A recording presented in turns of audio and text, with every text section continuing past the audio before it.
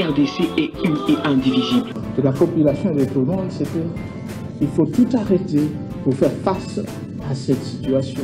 Et que nous ferons de cette terre richement bénie un réel havre de paix, de prospérité et de progrès social.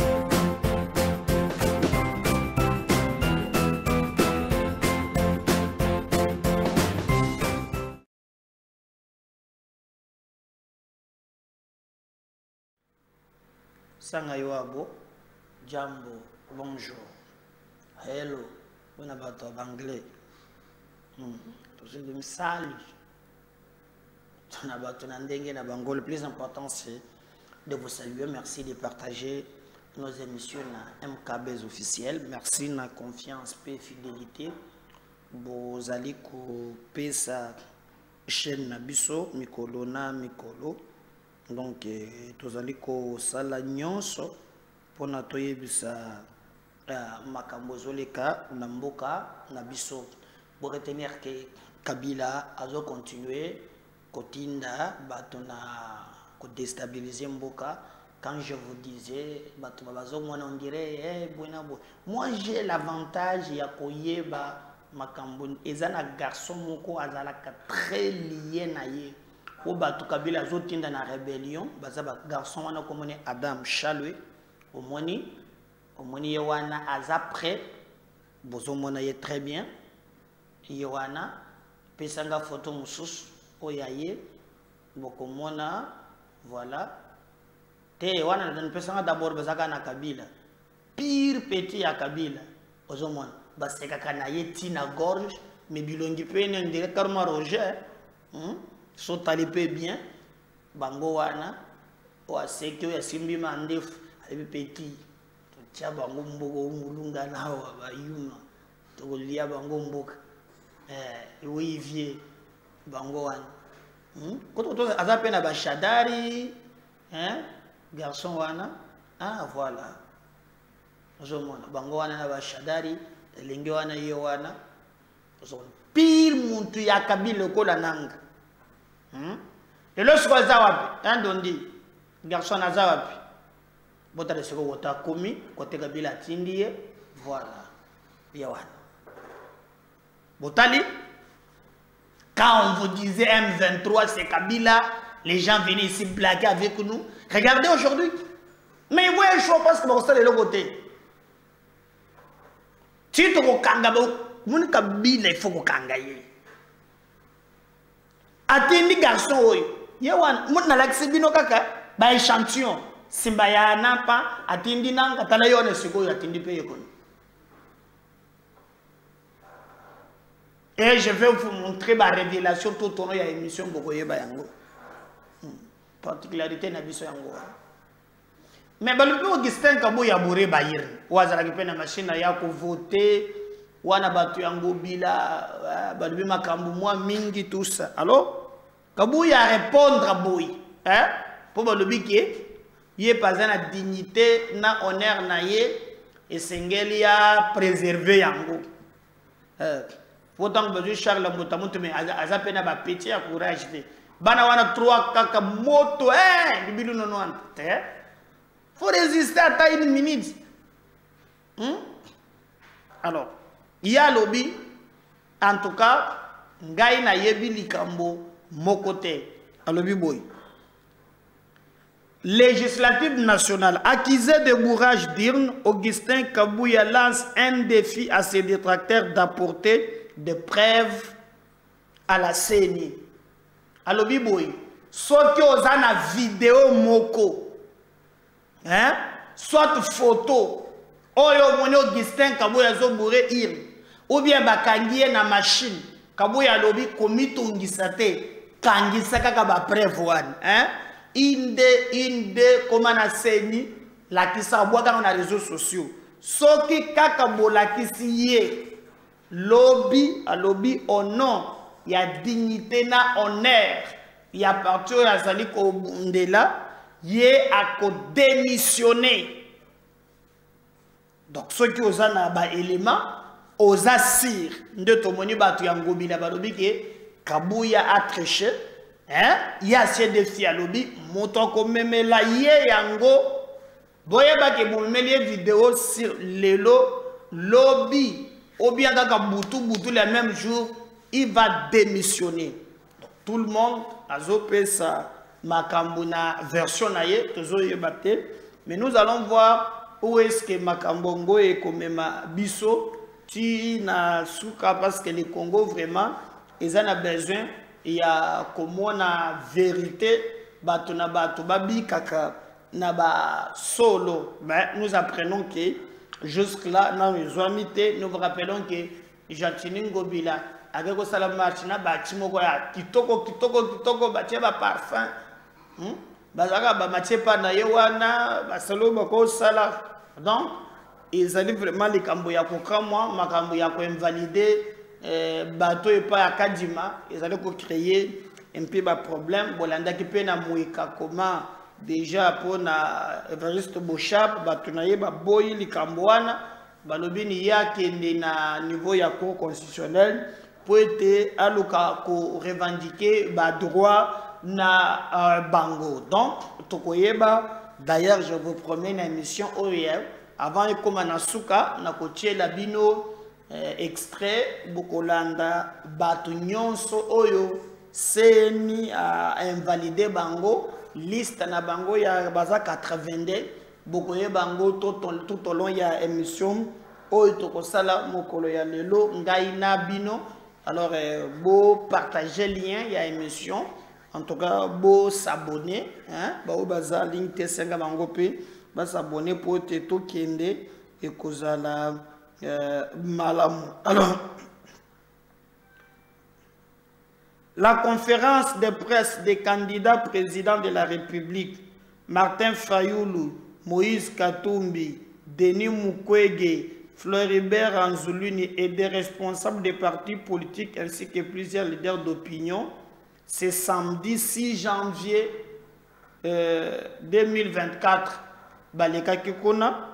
Na monaki bazalaki wana mutu na mutu alobaki makambo esengeli baloba toujours ba invalide tango bazalaki ensemble la candidat commun bayokani te tango siko ba échoué nde bayokana maintenant pour na échec batu moko na mona nanga na mboko bazo kamusangai vraiment tout le monde eza elengi ya Congo. Donc toujours qu'une élection mettez-vous ensemble pour voir un candidat te jamais.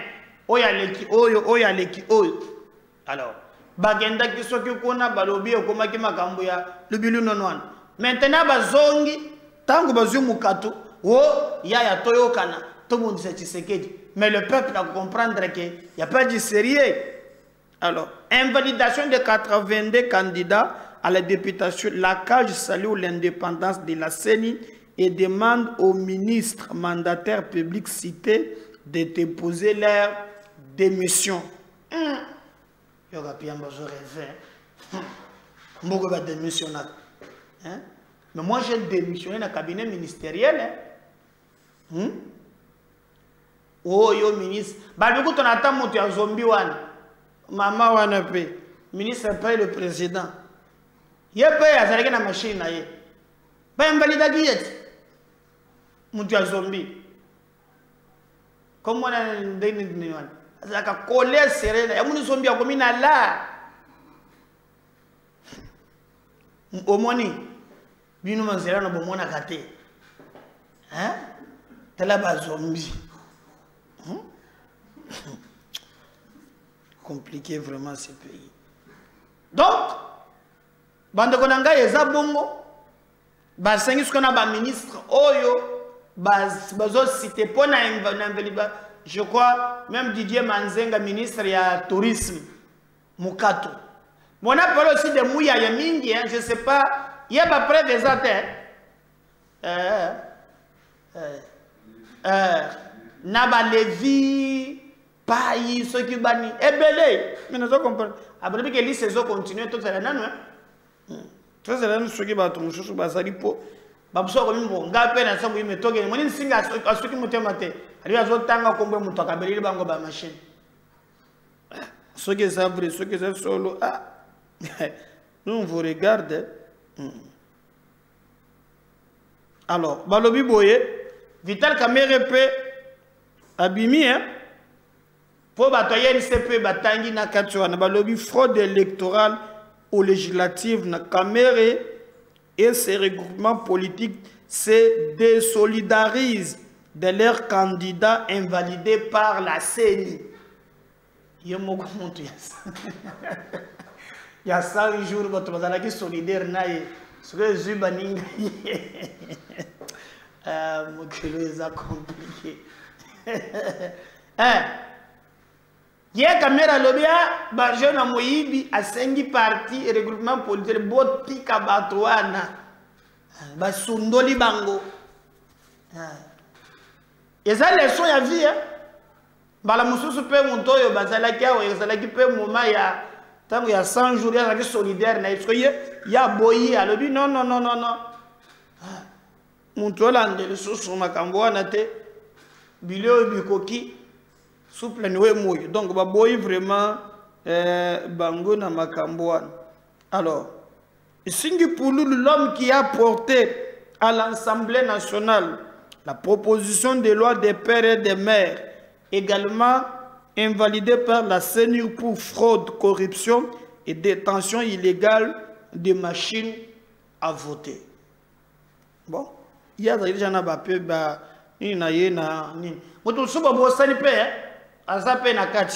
qui invalidé par la CENI pour détention illégale des machines à voter.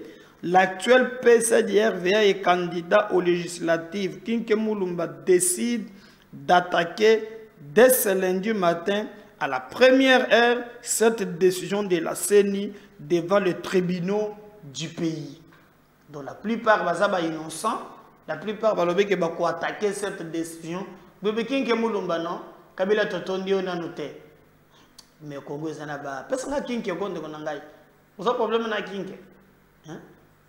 Vous voyez qu'il y a 2 partis politiques. Kinke a 2 partis politiques. Parti vous a payé parti ce Congolais pour l'action. Deuxième parti politique, c'est Kabila Désir. Un pays vraiment. Ça a 2 partis politiques. Moko ya parti na ye ezali Peya mais Oelandi ezali Kabila Désir. Nde balobi ke yepe afandela ke machine à voter soki na mbafu soki na wapi pour saka vraiment bato ba votaka en désordre et bakangia alobi non non ngaba invalidation bozolo bawana et concerné ngaite mais bon retenir que Kinke Moulumba tongo ya lundi quand il a commis retrouvé devant ba cours et tribunaux devant les tribunaux pour qu'il défendre vraiment Kinke na latino Rwanda donc a de voilà. Oh, bozomona bokomona ye ya lobi vraiment tongo ya lundi bomi tungisate bokomona Kinke Moulumba o boyebi ete na lobi ke mokonzi ya 2 partis politiques PA na mususu Kabila Désir. En d'autres termes abandu koloba ke Kabila totondi ona noté.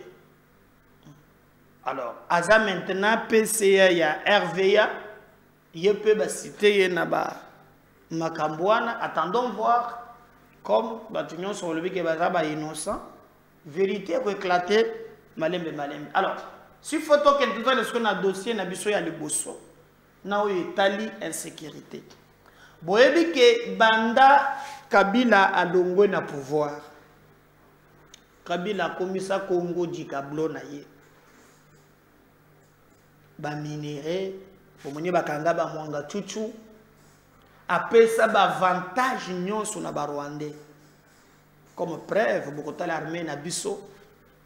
Nyonso eza kuna, eza kaka général Muturubinge, général Karevera, ba tipli loin bomona ki moko boma ki ba Congolais tumba ki ba Congolais, aza na CPI Bosco Tanganda. Kabila azalaki incapable de l'arrêter. pour nini parce que Bosco Tanganda abandé ko bomela ye bien ba congolais et bomona ki mongolo ba kangie Bosco Tanganda ke kuna sambi ye wana lobi na zaka na ye ga Rwandais mais général Namboka na biso protégé par Kabila. Et quand il quitte le pouvoir a titiba mabulu ya ba mine belé nanga salaki nango soki 20 na yona photo musumu nanga na mongo chuchu bazo sekatina gorge zone monana facha ya lobi mdono ezala ngai ezala nani toka mata maintenant au lieu que ba mine et makana ndenga moyibi il est grand temps maintenant que gouvernement atambwisa makambo ndenge esengeli Kabila nananga balobi me bisoko pe kokufa tokosala ndenge nini yo banda kofinga Tshisekedi abandi amoni ezo simba te Chitongo moko boye kamati nzela akimi tango akimi asali déclaration moko totali kati ya ba garde républicaine baf de l'air bazali bia Kagame. J'avais dit ça à l'époque. Bon, mon aki na Kenya après bon moni awa tozolo baba libya za na Rutshuru. Aye o na kolongo na Rutshuru ti na Kinshasa. Mais bosani ke déjà ba wazalendo pe balobi nanga toko kata ye mike bango pe baza déterminé ya kolandela ye tina suka. Mais là où les bas blessent omi ba auto moni na bino na télévision nzoka Kabila continue ya ko recruter. Et là, il prend Batounaye, il a confiance. C'est lui que Kabila va envoyer là-bas, c'est Elenge Oyo. Adam Chalwe, je crois ça même, bazalaki na chaîne na bango moko kuna Malayika TV, yo mutazalaki DG nango na Lubumbashi wana. Namoni basali sambla o ba révoquer ye, talibango te.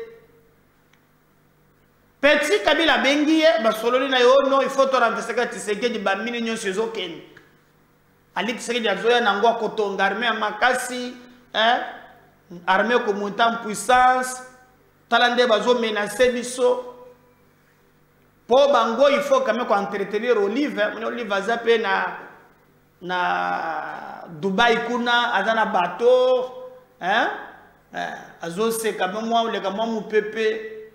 Il faut pas bounder les intérêts nyonso wana. Par exemple, il faut que ça la pour train de vie oyo, il faut monnaie, au télémina bateau, maï, aux oliambis, aux omonamuki. Alors que Congo paysan na capacité pour ça de biloko. Félix Eka kabikolomiki, pour monnaie denga tongi ba nino eza ba centre financier, bon monnaie ndenge ezali. So ya wana kulobazana Dubai. Donc toko chape Dubai na biso le d'Afrique c'est le begani kosta la maawa.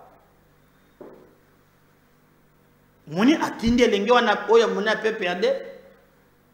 Pire muntu na ye. Koto photo musu basimbi mandefu bazo solola na ye. Alors le petit ndeni na vie. Dubili 90. Bango wana. Pire petit à Kabila mu confiance. Tu as confiance. Le boko indikona pour akotinda muntu mokote o soki po ba onde za boy bakanja ko lo bakabila te. Donc maintenant ba monter plan comment ba ko réussir ko renverser maintenant régime d'une manière o bango bazali ko zela. Alors moi na wana yo wana sana nini Suka beaucoup mona ye maintenant na d'abord nananga bango wana siko basala plan ale bo moni yako toujours ma 6 surtout na vieux iko za la facile o to ko beta wana bazana bika bazo expliquer les traîtres makila ba congolais ese tangi etanga kaka pona ba kare mine ya nanga na Kabila bao baza étiquette patron na bango Kabila d'ailleurs bon mona qui sorti à Museveni non il avait dit clairement que c'est Kabila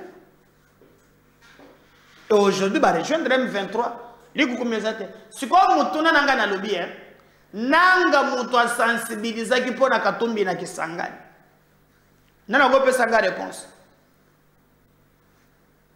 pour déjà quand vous regardez selon les informations d'ailleurs il y a quelques informations comme Elinga même awa si je vais retrouver ça nako pesa bino yango donc c'est pas ici je vais vous le montrer comment Batumusu bazali ya même voilà nazu yango ezali kombone ezali Crespin Bindoule azamutu ya est alobi boy Corneille Nanga finance les M23 grâce aux sociétés minières sous sa gestion dans le Haut-Ouélé. Haut-Ouélé ezali place ndeko na ye azali pe kozala gouverneur na Haut-Ouélé. Alors il y a un complot Oyo Ezaya Lelote qui nous demande Bisomoko ba Congolais tous à la vigilance. Notre pays Ezali vraiment attaqué, mais ça nous y a c'est pour ça que nous sommes solidaires. Et Lelo Kabila abimisi ba cartouche nyonso Oye vraiment à Bombi. Bon, attendons voir hein. Na kwebi sabino ke ndekone pe azalaki yawa ba contre vérité eza moi mingi me boyeba ke Kabila atindi déjà batunaye bakita sur terrain et Crespin Bindoule a lobby mbongo nyonso la plupart au M23 mbazanango moto azali ko pesa ibango yango ezali Corneille Nanga pour azana ba société minière na Haut-Ouélé nde côté azwaka pe misolo apesaka ba Rwandais wana ya M23 bon toujours là mais déjà moi j'ai confiance na armée na biso bazana makoki ya kobeta nanga na bato na ye il rêve à comment na Kinshasa d'ailleurs leur calcul les élèves qui va perturber proclamation à élection. Bolandaki déjà même tango nanga zolo bakene il y aura pas des attaques trop si na lobby na kotanga kombote ba singa pa ta gouverneur moko militaire ozana parappa azana ba circuit na bango kona mukonzi boko muntu abisinga yi lui mon jeune frère complot eza niveau ya likolo complot eza niveau ya likolo. Un président de la République, dans le BICAC, pour l'un pays gouverneur militaire. Nous devons aller à la Kotanga comme nous pouvons aller à Balimat. Mais au moins, alerter que nos services, pour Balandaganga Mingi, j'utilise ma voix pour défendre mon pays. Babsinga Iba Jojakapé, Bapel, Bakontrol Akapé, gouverneur militaire. Système a dit sur le bilan non éviter. On peut poser la question. Regardez maintenant, on va nous séparer na bato Oyoseni a invalidé nombre na bango yangoyo. On suit ça. A3A, fraude, vandalisme de matériel électoral, incitation à la violence, détention illégale des DEV. 17, Chikapa, Mwanza, Mounia, Papi, Bon Soleil, UDPS Tshisekedi, fraude, vandalisme de matériel électoral, incitation à la violence, détention illégale des DEV.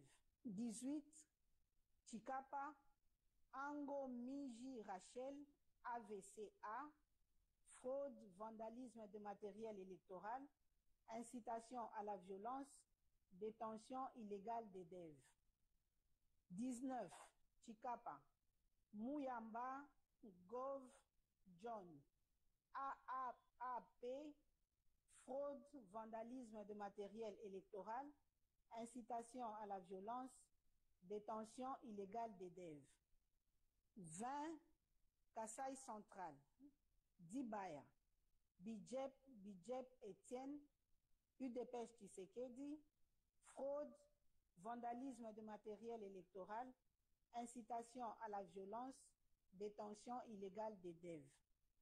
21, Dibaya, Mona Lux, Mona Kayoko Pauline, AAP, fraude, corruption, vandalisme de matériel électoral, incitation à la violence et détention illégale des DEV.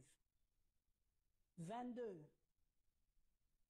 Dibaya, Kabuya Moulamba Kabitanga Martin, AFDCA, fraude, vandalisme de matériel électoral et incitation à la violence.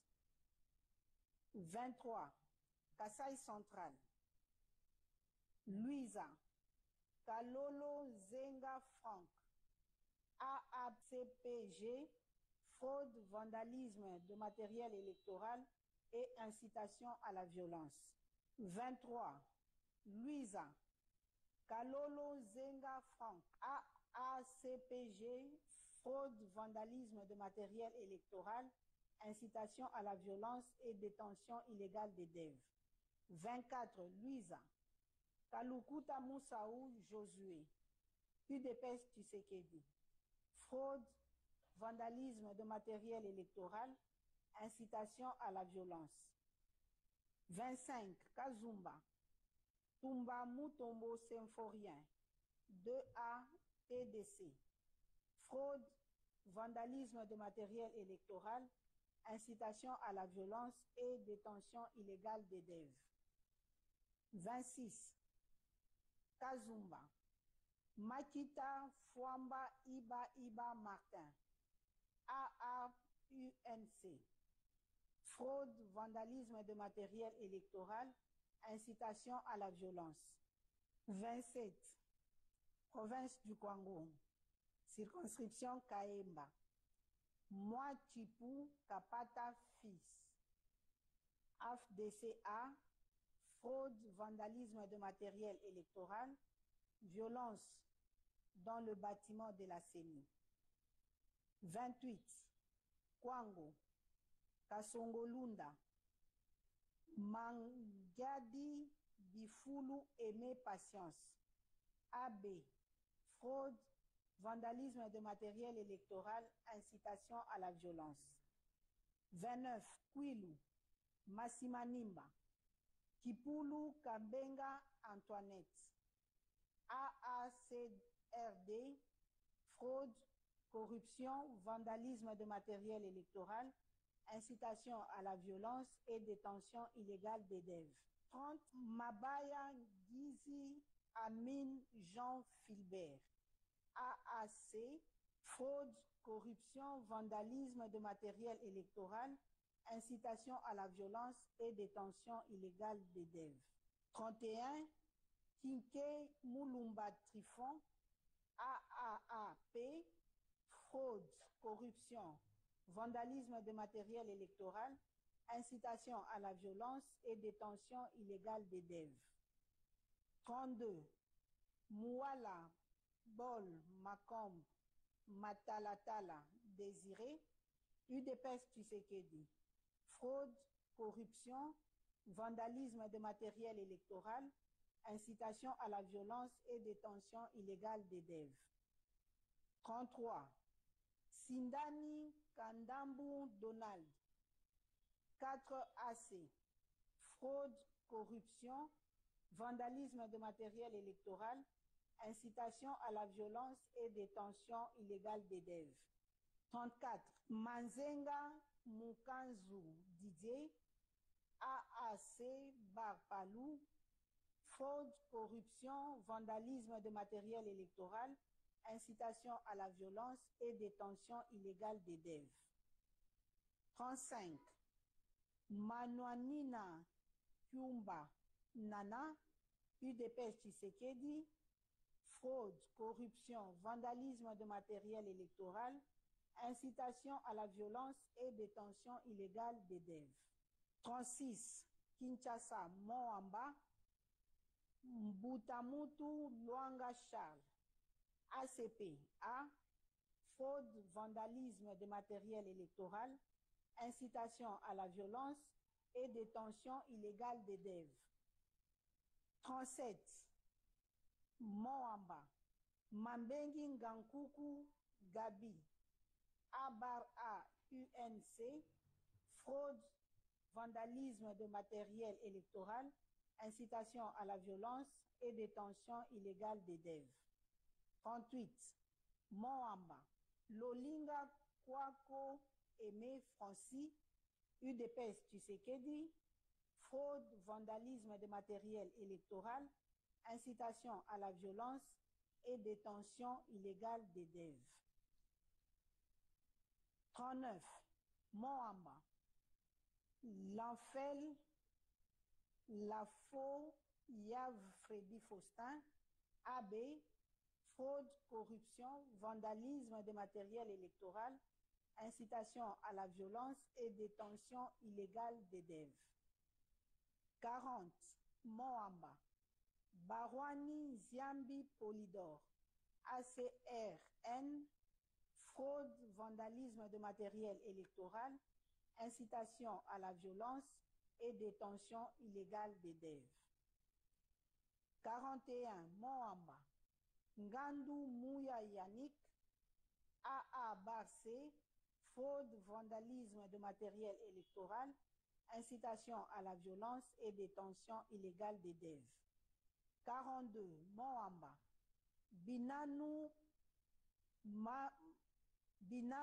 Mansi Janou, FPAU, fraude, corruption et détention illégale d'élèves. 43. Lukunga, Sasa Bungu Marinelli, ACPA, fraude et corruption. 44. Changu, Pembe Lueba Tatiana, ADIP, fraude, corruption, vandalisme de matériel électoral, incitation à la violence et détention illégale d'élèves. 45. Funa, Ngobila Mbaka Gentini, ACPA, fraude, vandalisme de matériel électoral, détention illégale d'élèves. 46. Funa, Chomba Tundu Colette, FPAU, fraude, corruption, vandalisme de matériel électoral, détention illégale d'élèves. 47. Funa, Singi Pululu Cerveau Pichou, AA Barcé, fraude, corruption et détention illégale d'élèves. 48. Mongala, circonscription électorale de Mbumba, Libaya Bangissa César, FPAU, fraude, corruption, vandalisme de matériel électoral, incitation à la violence et détention illégale d'élèves. 49. Mongala, Bumba, Moliki Maonde Eugénie, AAEC, fraude, corruption, vandalisme de matériel électoral, incitation à la violence et détention illégale d'élèves. 51. Bumba, Lianza Mole Abdul, AADA, fraude, corruption, vandalisme de matériel électoral, incitation à la violence et détention illégale d'élèves. 52. Bogandanga, Botakile Batanga Noël, A24, fraude, corruption, vandalisme de matériel électoral, incitation à la violence et détention illégale d'élèves. 53. Bongandanga, Bolingo Botakile Denise, A24, fraude, corruption, vandalisme de matériel électoral, incitation à la violence. 54. Bongandanga, Tizile Lufuloabo Gédéon, A24, fraude, corruption, vandalisme de matériel électoral et incitation à la violence. 55, province de Mai-Ndombe, circonscription de Kutu, Mosenju Zamba Richard, Dipro, fraude, corruption et bourrage d'urne. 56, Kutu, Lokonga Zeabe Jean-Pierre, MLC, fraude, corruption et bourrage d'urne. 57, Kutu, Mokumba Monkito Idole, A/B50, fraude, corruption et bourrage d'urne. 58, province de Lomami, circonscription de Luilu, Bukasangoy Prosper, AA/C, fraude, corruption, vandalisme de matériel électoral, bourrage d'urne et détention illégale d'EDEV. 59, Luilu, Moukadi Jano, A/A UNC, fraude, corruption, vandalisme de matériel électoral, bourrage d'urne et détention illégale d'EDEV. 60, Lomami, Luilu, Milemba Boukassa Angélique, A24, fraude, corruption, vandalisme de matériel électoral, bourrage d'urne et détention illégale d'EDEV. 61, Luilu, Moussassa Jean-Claude, AADCA, fraude, corruption, vandalisme de matériel électoral, bourrage d'urne et détention illégale d'EDEV. 62, Luilu, Kongolo Kabila Mouchi, AABG, fraude, corruption, vandalisme de matériel électoral, bourrage d'urne et détention illégale d'EDEV.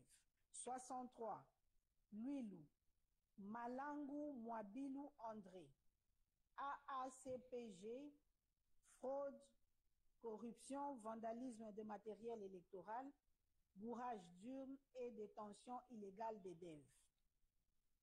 64, Lomami, Kabindaville, Tchabou Titenge Anne-Marie, UDPS Tshisekedi, fraude, corruption, vandalisme de matériel électoral, bourrage d'urne et détention illégale d'EDEV.